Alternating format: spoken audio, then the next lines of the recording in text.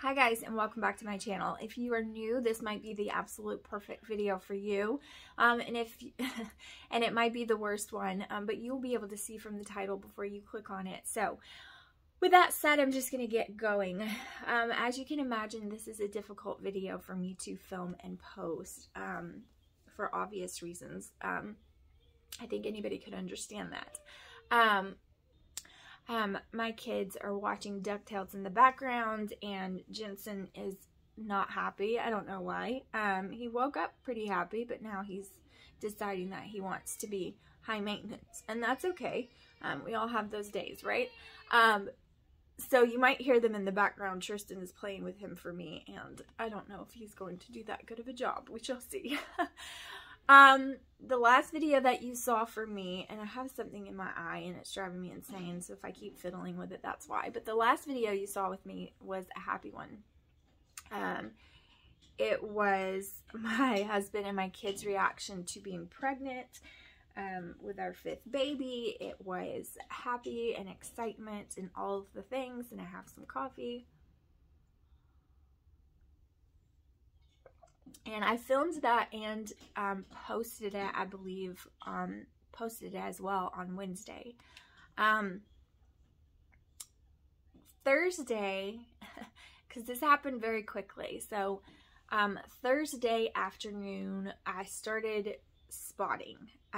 Now, before I get started, I'm going to put this in the title as well, but I feel the need to mention that this may be a trigger warning for a lot of people. So you might not want to watch this or listen to it, because I'm going to tell you and be very transparent with the things that happened, and it may not be something that you want to listen to. And if you don't, that's perfectly fine. Thursday, I started spotting. It was just almost untraceable. I barely even noticed it. I might not even have noticed it, but I just happened to. It was no big deal, nothing really. I wasn't cramping. I wasn't having any issues. But I did notice like a tiny twinge of just discoloration when I went to the bathroom.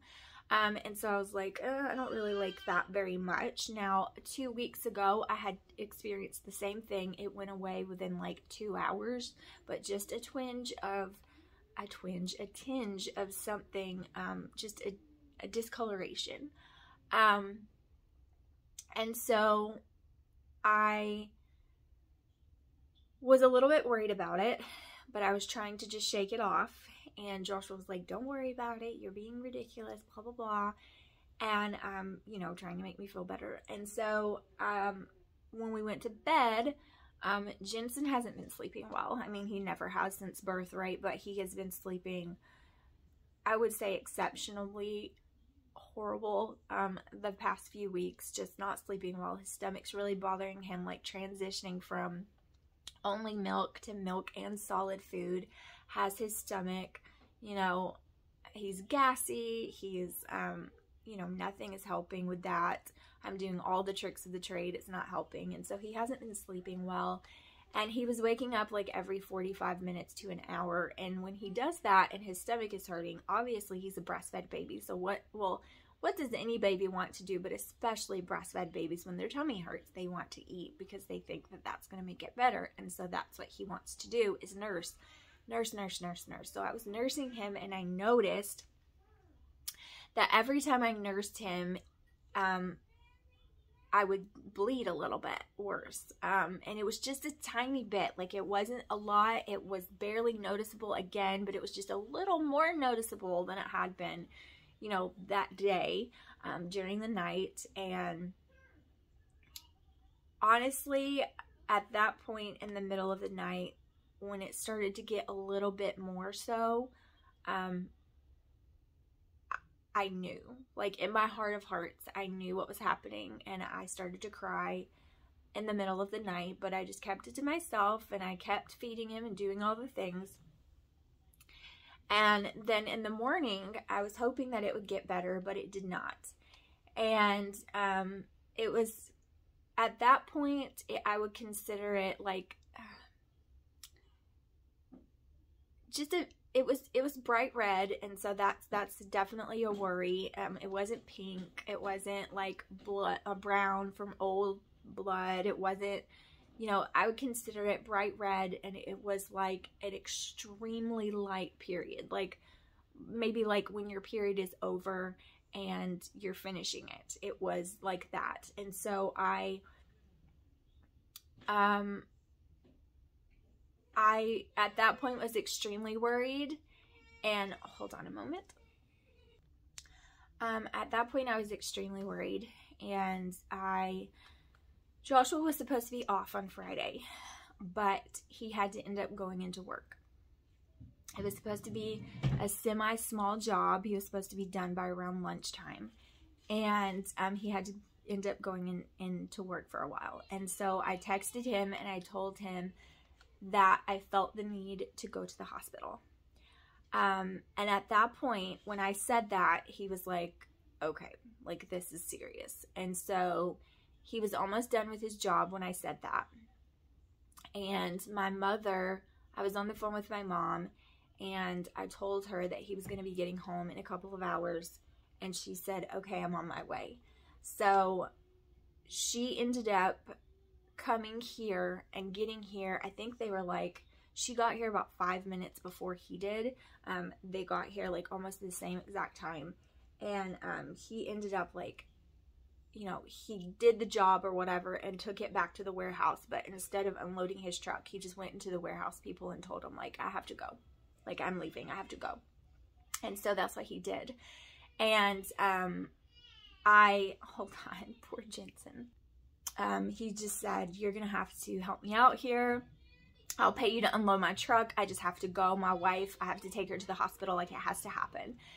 And so that's what he did. And he rushed over here. My mom was with the kids. I fed Jensen so that I could have him fed for a while. And we went to the emergency room. Now, I'm going to try to make this story concise, but it's really not concise. And so I'm trying to tell it the best way that I know how. And I want you guys to know what happened in case this happens to you. And that's the main reason why I want to share this, is because if you guys have went through this as well, then I want to share my experience.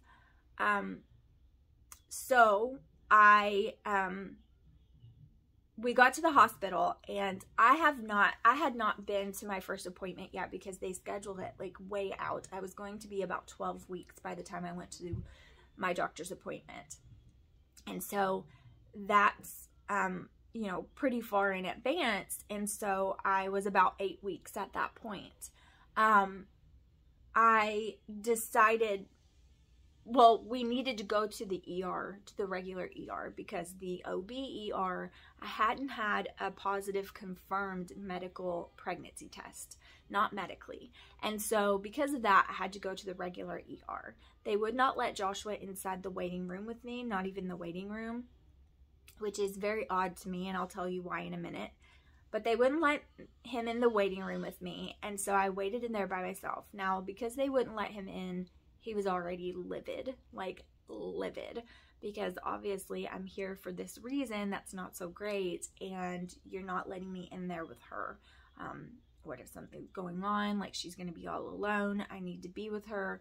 So he was livid, angry, livid, which didn't make things easier for me, obviously, but, you know, I just did what I had to do. I made it to triage really quickly, and they assessed me, and they did a pregnancy test, confirmed that I was pregnant, and then they sent me to the OB OR. So with that being said, like, I was triaged within 10 to 15 minutes of being there. I only had to wait 25 minutes total at that place. I got there at 11 o'clock. Then I had to wait for them to process my triage, for them to print it out on paperwork, process the fact that I was pregnant, and for them to call the OB and tell them I was coming. And at that point, my paperwork, the timestamp said 12:05, and I was sent over to the OB ER, and they told me that they were waiting on me there. And I said, okay.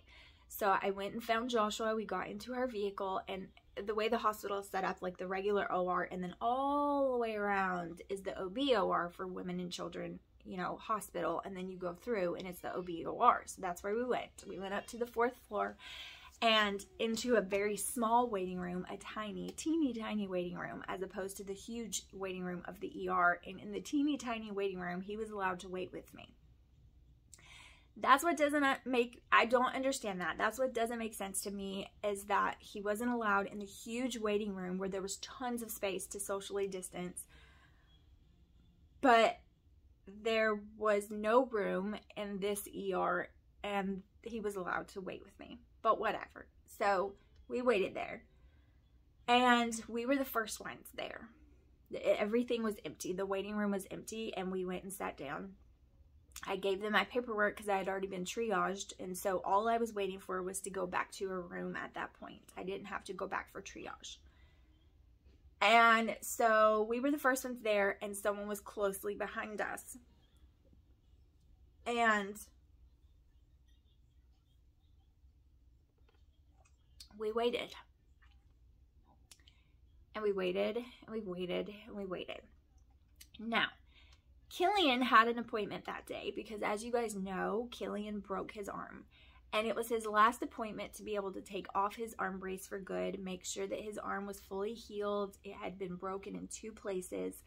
We originally thought it had only been broken in 1, but it was in fact broken in 2 different places, and we needed to make sure that his arm had fully healed so that he could continue to not wear his brace and be totally fine. We had already rescheduled that appointment because Joshua was supposed to be off, and then he was working the previous appointment, and he didn't get off in time to like give me the car because we're still working on 1 car because his entire engine has to be rebuilt in his vehicle. So we're running off of 1 car. It's difficult. So because of that, you know, working off of 1 car, my mom's car cannot fit all of our children. She drives a Mustang. She has 2 seats in the back seat, 1 seat in the front. She can only fit 3 kids, and we have 4, and so 5 when we have Jaren, so she can't fit everyone. So she was at my house watching the boys. So we already knew that my hubby was going to have to go back to the house and pick up Killian and possibly Jensen so that I could feed him at some point to get him to the appointment. His appointment was at 3:40. So we had gotten to the ER at 11 o'clock, and his appointment was at 3:40, and his appointment was in the hospital that I was in, okay? So I was like, okay, you know, you're going to have to leave soon. And he was getting very agitated, very agitated. They weren't telling us anything. They were telling us that they just didn't have available rooms. They were telling us they just didn't have this and they didn't have that. And the waiting room at this point was full. Like, it was filling up with people. And I was the first one, and no one was being seen. There were 2 pregnant ladies that came. Well, there was 1 at that point, pregnant lady that had come in, and she was having contractions far along in her pregnancy. So obviously she was taken first. That makes total sense. But none of the other things were making sense, right? Okay, guys, I'm sorry for all the interruptions, but when you're telling a story as long as this and you got kiddos in the background, sometimes you have to go pacify them for a minute before you can keep going. But anyways, of course, the further along pregnant lady who's about to go into labor is taken first, and that was totally understandable. But all the rest of the people in the waiting room were exactly like me, and none of us were being seen at all. Now, people were slowly being triaged, but I had already been triaged, and I was just waiting on a room. And so, of course, at that point, we had just decided and come to terms with the fact that Joshua was going to have to, in fact, leave me and go get Killian for his appointment. So, begrudgingly, that is what he did. He was not happy about it. He was very loud and vocal in his unhappiness. But, you know, the way I was looking at it, it wasn't the workers' fault. Like, right? Like, there's nothing they can do to fix it. And they were saying that it was just busy and they didn't have enough rooms. But the way they were saying it just didn't make any sense, because the way they were speaking was that they just didn't have enough rooms in the hospital, period, for their ER station to accommodate. And I just don't understand how that's possible with the length of time that we were waiting. They're saying that, you know, they only have 11 rooms in existence, period.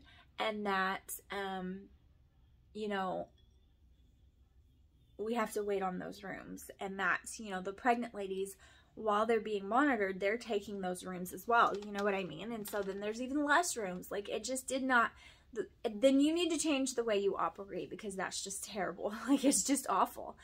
So I continued to wait. When Joshua left and he went and took Killian, he took Killian, took him to the doctor. His arm is fully healed. It's wonderful. It's great. I'll talk more about that later. But when he was getting ready to go back, he asked me what was going on, and I told him, still waiting. And so he was getting even more angry, but he went back to go get the other kiddos. When he was going back to get the other kiddos, they did take me back and they took blood work, because they were saying to me that my hormone levels should be at this level by 8 weeks, and if they are lower, then we may need to look into some things. So we'll know based on my hormone levels kind of what the next step would be, which makes total sense to me. So they took all of my blood, and they said that the blood work should be back in about 30 minutes. I was like, okay. They were like, we don't have rooms available, but we can at least get the ball rolling to see what's going on with you. And I was like, okay. During all of this time, I would say the bleeding was getting consistently worse at a slow pace. And so at this point, it was like a light period. So not like that when you're done with your period and it's just like a little bit. It was like a light period. So I was getting increasingly worried, and waiting doesn't help the worry, but I was trying to be optimistic, and I was trying to be calm. For myself and for Joshua, who was getting increasingly agitated as time was going by, because now, like, right, he has the kids. And so he wasn't just going to give them over to my mom and then come back and sit with me, which I guess he could have, but we didn't want my mom to have to, like, stay there all day and all night and not know when she was going home and all the things, you know. So he went back and got the other kids and, brought them back. They had gotten my lab work at that point, and then they had also taken me back for an ultrasound. So I have a tilted uterus, and because I have a tilted uterus, ultrasounds when I'm very early in pregnancy are sometimes hard to see. So a topical ultrasound, when you just do it on your stomach, if you're really early in pregnancy, it can be hard to see all of the things that you need to see, because depending on how deep it is or whatever, and it's small, and so it can be hard to see. It can be like tucked away, so it's more difficult to see when you're early on. And so she did a vaginal ultrasound, and when she did, I just noticed like how much bleeding there was, and it was terrifying. But she was not allowed to tell me anything. So, you know, that's any time you have an ultrasound. An ultrasound tech is not allowed to tell you if they see anything bad, if they see anything good. Like, they're not allowed to tell you the results of what they're seeing, because that's not their job. They are only allowed to do their job, and they can't tell you anything.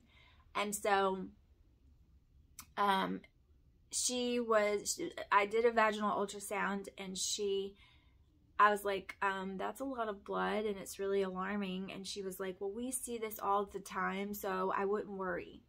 And that's what she said to me. So I was like, okay, are you trying to tell me that everything's okay, but you just can't say that? So you know, you're not going to say that out loud, but you're trying to make me feel better. You know, I was trying to gauge it, of course, because I've been waiting for hours with no information. At this point, my lab results were back. Like, they had my lab results, and now they have the ultrasound, okay? So then I get put back in the waiting room, and I'm waiting again. So I got my lab work, went back to the waiting room for about an hour, went back for the ultrasound, went back to the waiting room, okay? And at this point, I'm waiting. At this point, it's about 6:30, okay? And 6:30, you know, it's about 6:30.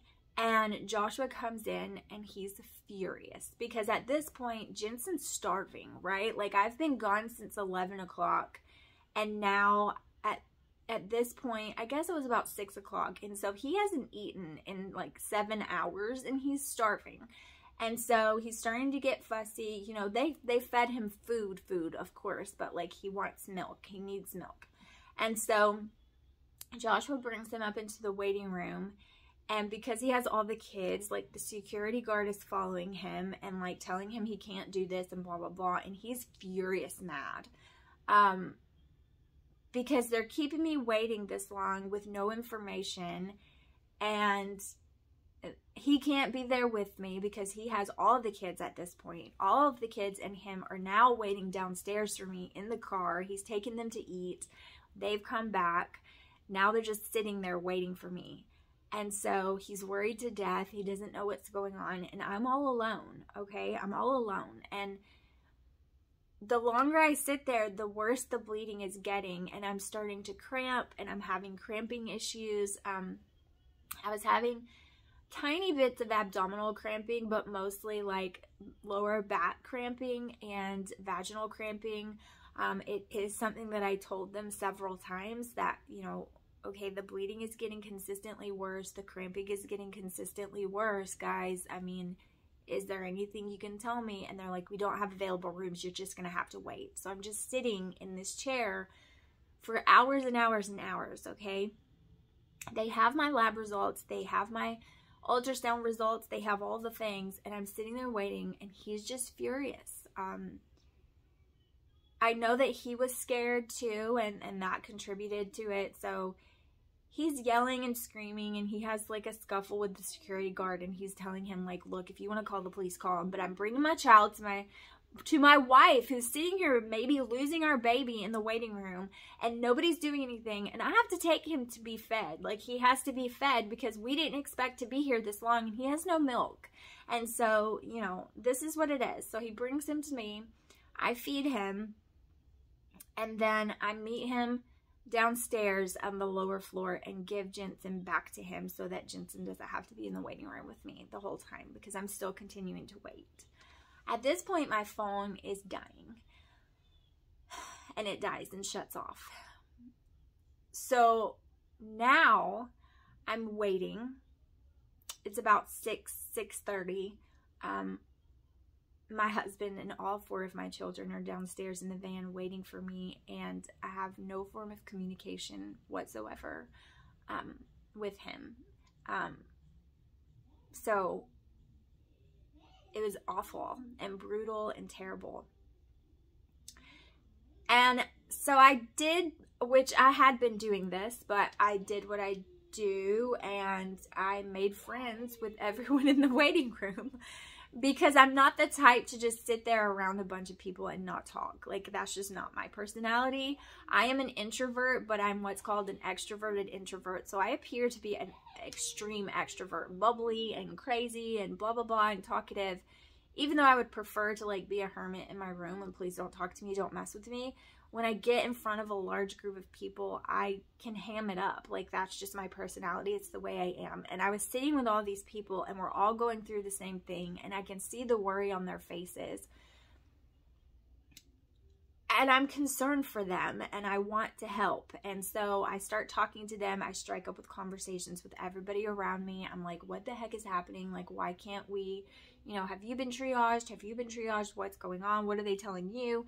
And we just start to chat, and no one was talking. But when I started talking to everybody, I'm in like the middle of the room, and I just start making everybody talk to each other, and we all start talking. And I tell them, you know, well, I've been here since 11, and they're like, oh my God, are you kidding me? You've been here since 11 and you haven't had a room? Then there's no hope for us. Like, we're going to be here forever and blah, blah, blah. And I'm like, I mean, because they're taking us in order, right? Because all of us are in the same situation, like the same level of risk. And so they're taking us one by one.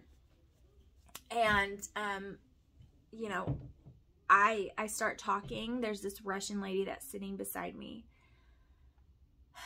And she just had a D&C done the day before because her baby died. And her baby was a good bit farther along than mine. And she was in so much pain, and they didn't give her any pain medication. They just told her to take Tylenol, and you know, she was in a lot of pain. And she was just there for pain medication.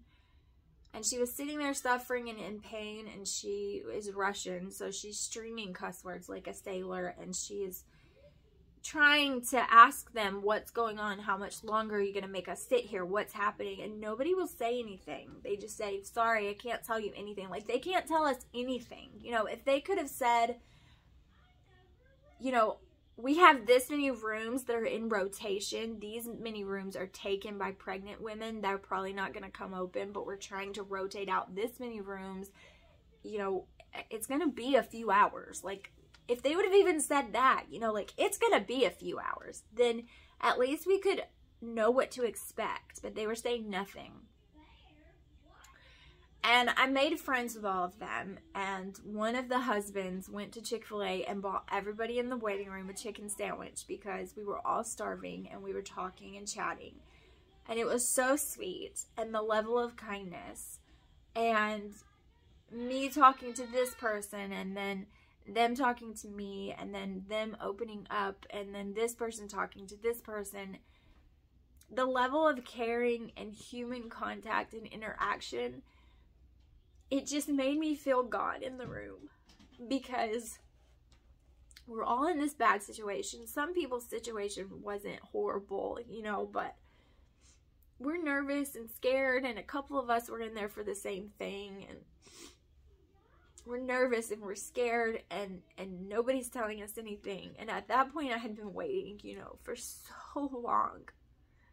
I had been there for 8 hours at that point, and my phone is dead, and I can't contact my family, and I'm trying to keep him calm, and so I'm trying to be calm and patient because I don't want him to come and, like, blow up the place. I don't know, like, you know, he's so angry and upset because of what's happening to me, and he's scared, and so I felt so bad because he was scared, and I knew that he was downstairs with nothing and no word, and he was terrified, right?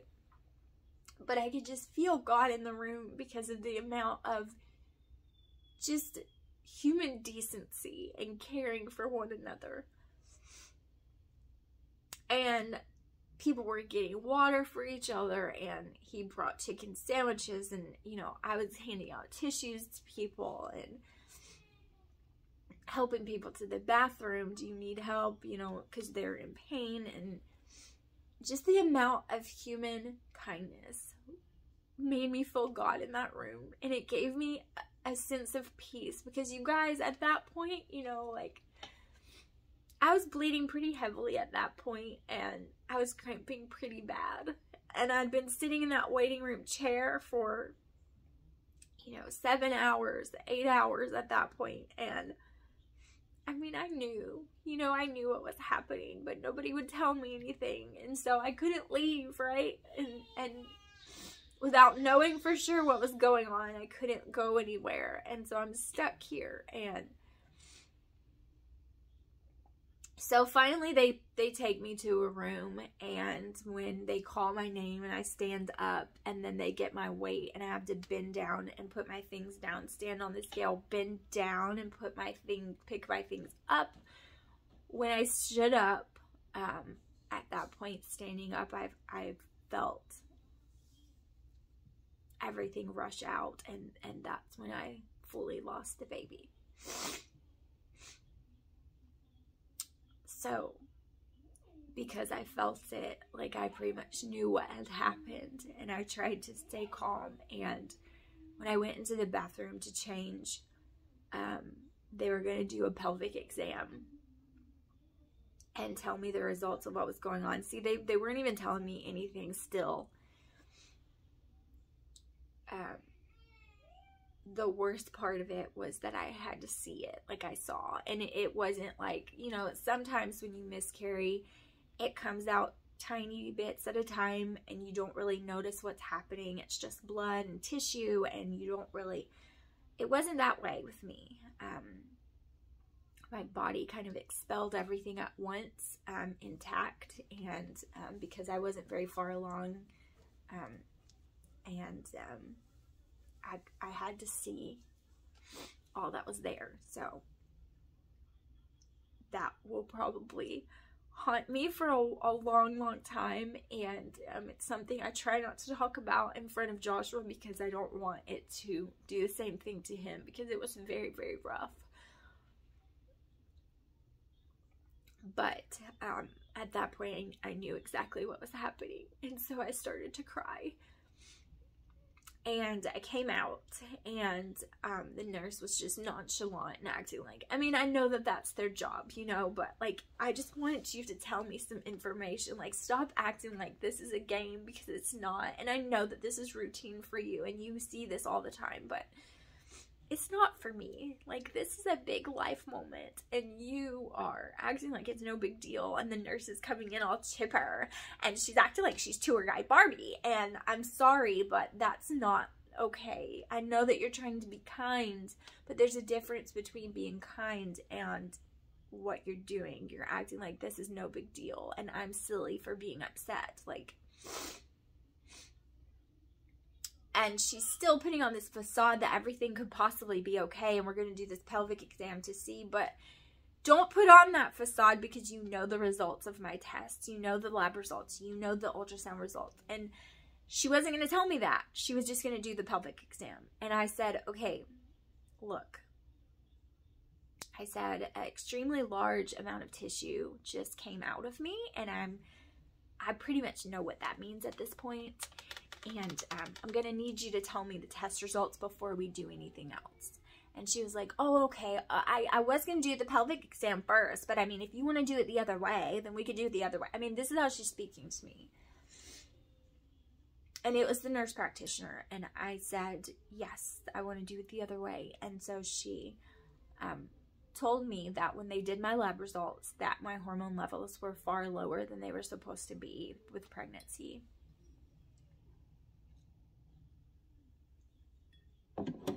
And that when they did the ultrasound, it showed nothing. So neither the topical exam or the vaginal exam showed anything at all. And she said, now, if you were extremely early on and you just are confused on your days, and I was like, I'm not. And she was like, okay, well, it is looking like miscarriage then. I mean, just like,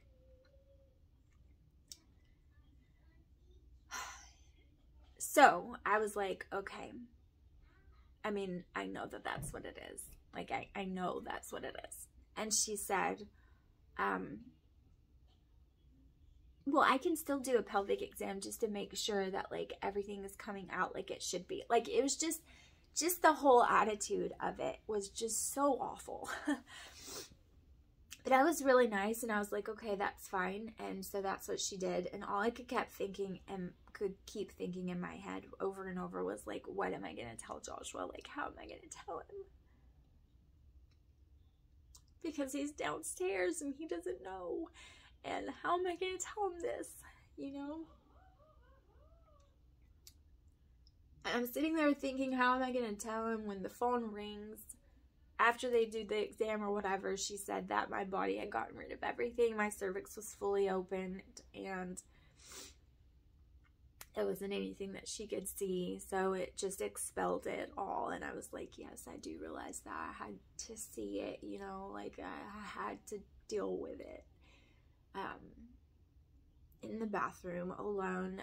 At this point, it was 8:15, so I have been waiting here for 9 hours, going on 9.5 hours.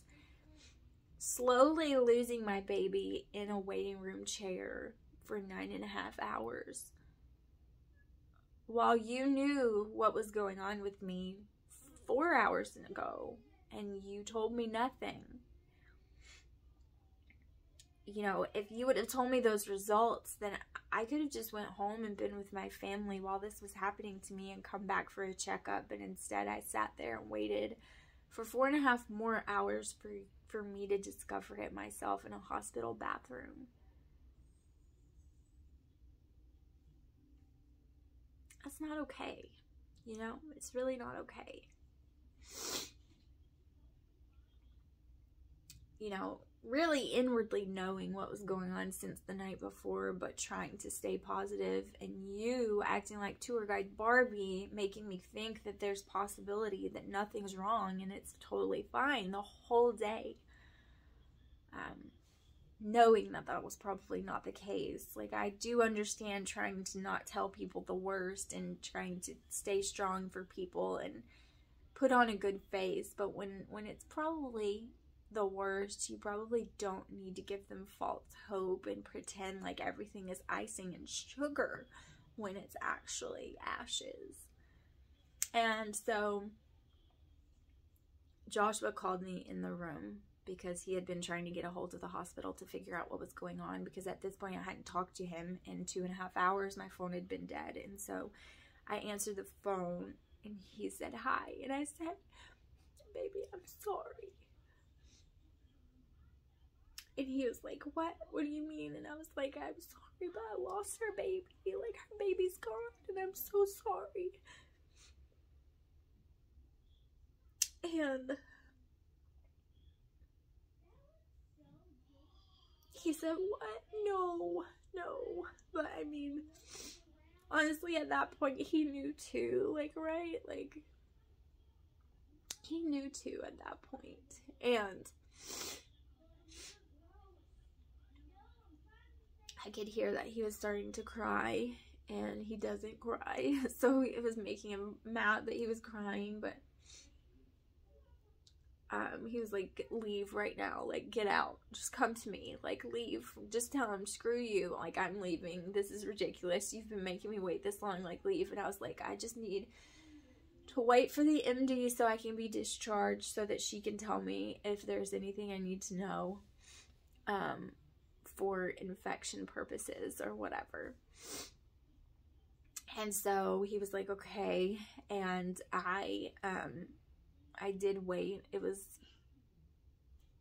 for nothing, for no reason at all, because she had so much better of a bedside manner than the nurse. Like, she was kind and nice, but she wasn't covered in sugar. She was obviously like, "This sucks, you know, like, do you have any questions? This sucks. Like, don't blame yourself. People try to blame themselves. It's nothing you did, you know." She let me know, like, the way that it all happened, the timing that it all happened, the way my hormone levels already were so low. She said, "You know, this is probably an improper implantation of the embryo. It probably implanted somewhere in your uterus that was not sufficient blood flow, so it couldn't grow correctly from the get-go, like, from the jump. Like, it just implanted in the wrong place, you know, and it could have been that or a genetic mutation, and your body was like, no, and rejected it. Either way, it would have created a very unhealthy baby. Obviously, if it was improperly implanted, it couldn't have grown at all. And so, you know, it could have caused a lot more problems if it were in there for any more length of time. I would have been the Russian lady sitting beside me. But because my body did expel it all pretty early, and my body took care of it quickly, I can be thankful for that, because I didn't have to have any kind of surgical procedure. Like, everything cleared out really quickly on its own all at once. And you know, but if it were a genetic mutation, then it would have been a bad one, and the baby would not have had quality of life. And, you know, there's so many things that you can look at logistically and be thankful for, and look at the positive. And I was like, okay. And she was like, "Well, you're really positive about this." She was like, "Honestly, you're the only person I've ever met that is looking at it with this much of a positive outlook." And I said, "The Lord giveth and the Lord taketh away. Blessed be the name of the Lord."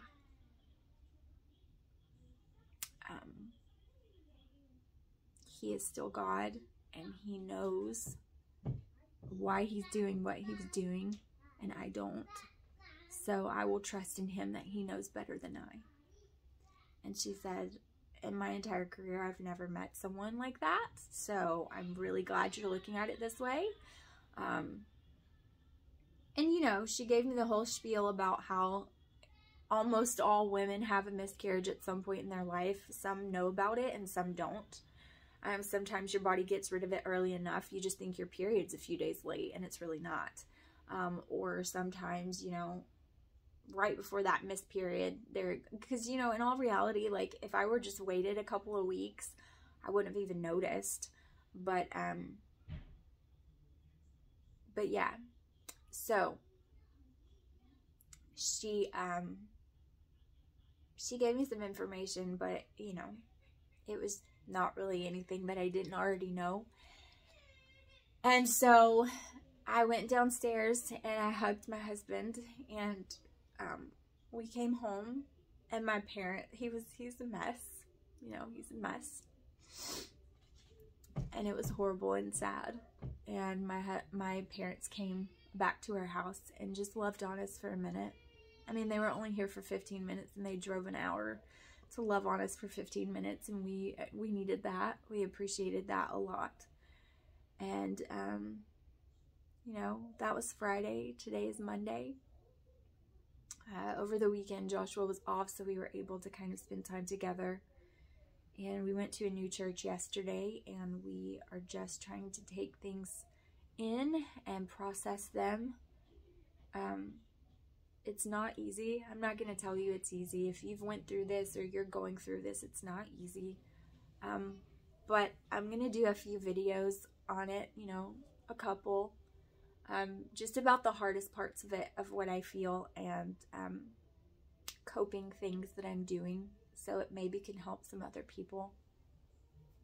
But that is my story, my nightmare story of 9.5 hours in a hospital, losing my baby in a waiting room chair, and knowing nothing in the process. It's awful, and I hope that nobody else has to go through it the way I did, because it's just not good. It's just a terrible, terrible thing. But it is what it is. And like I said, I felt God in that waiting room with those people. And when I came out and I was crying and I was going down to the elevator, a few of them saw me and caught a glimpse and were like, "Are you okay?" And I was like, I will be. I will be okay. And so will you. It's going to be okay.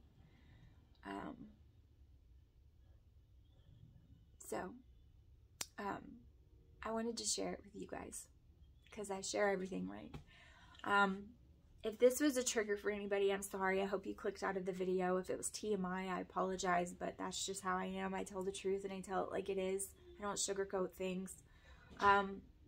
But I did want to share it with you guys. If you know anybody that has gone through this or is going through it, share this video with them.